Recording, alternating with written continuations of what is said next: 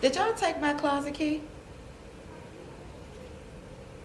Why did you take my room key? Oh my God. Let's try this again. Zoom out some more. It's like, here we go. Hey guys, thanks for tuning in. So this week on What's the Tea, I want to talk about some technology that you can utilize in your classroom to help make the learning experience better, more engaging, and more exciting for your students. So let's get it. 5, 4, 3, 2, 1, 0, ignition, liftoff. Okay, so the first technology tool I want to talk about is Kahoot. You may already be familiar with it, and a lot of teachers do use it. Some use it to review a skill, some use it for vocabulary, some use it to assess their students on information that they have just taught them. It's a great tool, and the even greater thing about it is that the students can use their phone to access it.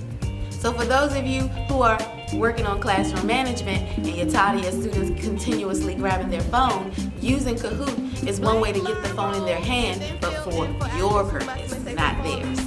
It's really simple to use. All you have to do is input your questions, input the answer choices, and send it. You can send it to the students, they can work on it. You can do it in class as a whole group thing, like a competition, which is even better. Because like I said, even though my students are high schoolers, they still like to do those primary things. And most of the time, it works better for me when I do it as a whole class, because my whole class is actively engaged. And if they don't have a phone, because some of them don't, then they're allowed to use the computer in my room so that they can still access it and still participate and still feel like a part of the group.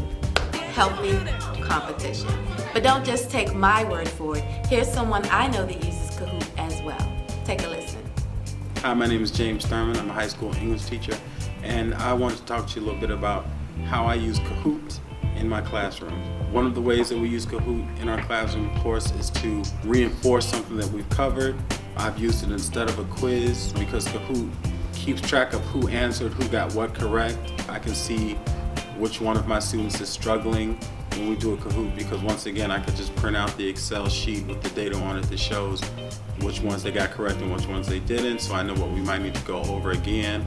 You can use Kahoot as an assignment for the weekend, so sometimes on Friday I'll give my kids Kahoot password and say, okay, do this Kahoot over the weekend. And those students that have it done get credit, those students that didn't, don't. And my kids really enjoy it. As soon as they hear the music, everybody's hyped and ready to go. So that's how I use it in my classroom. I hope this helps you, and I hope that you can find other ways to use it as well. Technology tool number 2. Another tool I use in my classroom is the smartboard. A lot of people are probably familiar with the smartboard as well. It's a good interactive screen that I just love.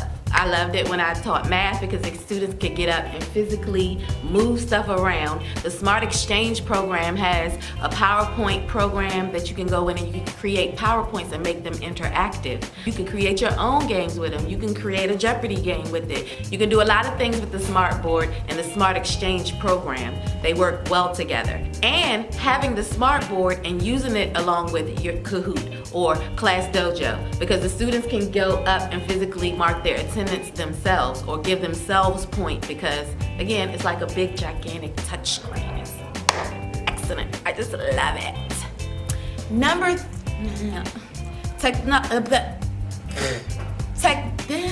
Technology tool number 3 is EdPuzzle. I like to use EdPuzzle because it gives the kids a video, a visual aid, and they can follow along with the video. It lets you clip it down, and it also lets you add questions and voiceover. I use it as a listening assessment, so it's better for me to not do voiceovers because I really want them to just listen to the video.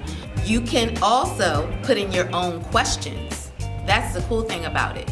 It'll stop the video, pause the video, and then pose the question. The students can utilize that on their phone as well. And another cool thing about it is that it's connected to Google Classroom. So you can actually put it as an assignment that they can do at home, on their phone, on another computer, and then submit it to you later on Google Classroom. It is a great tool to use. I think that my students like to use it too. Technology tool number 4 is Class Dojo.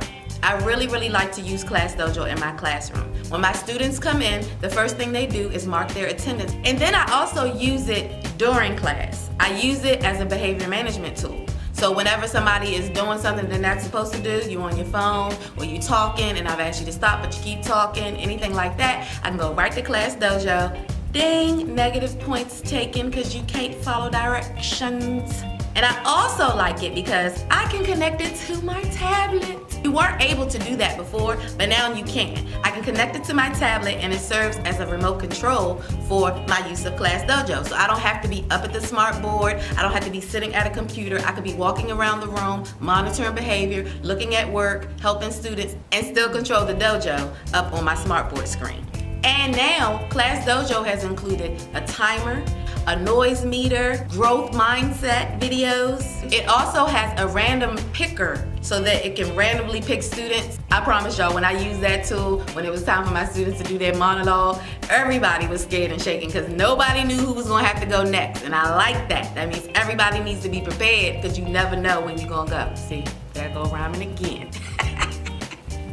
It also has a random group maker too. So when you want to put your students in groups, you can choose groups of 2, 3, 4, 5. It will put your students in a group for you, so you don't even have to worry about doing it. So Class Dojo is really cool. I can go even more into detail about Class Dojo, but if you guys are interested, I will do a separate video showing you how to work that. Technology tool number 5 is Google Classroom. A lot of people use Google Classroom because it is a really good technology tool to use.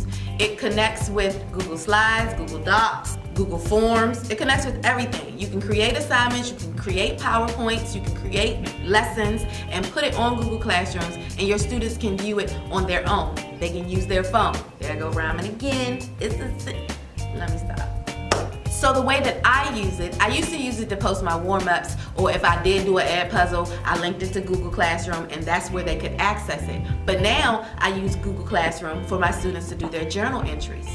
Yes, their journal entries. These kids are constantly on their phone, always wanting to do somebody's Snapchat, always wanting to be on somebody's Instagram. They said Facebook is for us old folks. Whatever.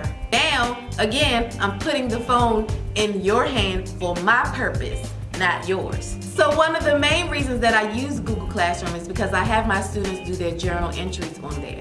So just like I'm talking to the camera right now, my students will have to answer the question, talk it to the camera, and then submit it on Google Classroom. And I can view them here, or if I'm at home, it doesn't matter where I'm at. I could be on a trip and I can still check the assignments because it's linked to Google. And again, you can connect your other tools that you use to Google Classroom. Your EdPuzzle, any of those things can get connected to Google Classrooms. I really think it's a good tool. Thank you guys for tuning into What's the Tea. Those are my top 5 technology tools that I utilize in my classroom. There are many more out there, and there are more that I use, but those are the ones that I use the most, and I felt like I should share with you. If you would like for me to go in further detail about any of these technology tools, just let me know down below and I'll get back to you and I'll make a video to show you how to use them or go into more detail as to how you can use it in your class. Today, I just wanted to mention them and give you a little bit of an idea about them so that you can go and research them for yourself and hopefully start using them in your classroom. So if you like this video, please like and subscribe down below. If this is your first time tuning in, make sure you check out my previous video on 5 things you can do to maintain control in your classroom, and check out my web series, They Slip and Hide, that I shoot at my school.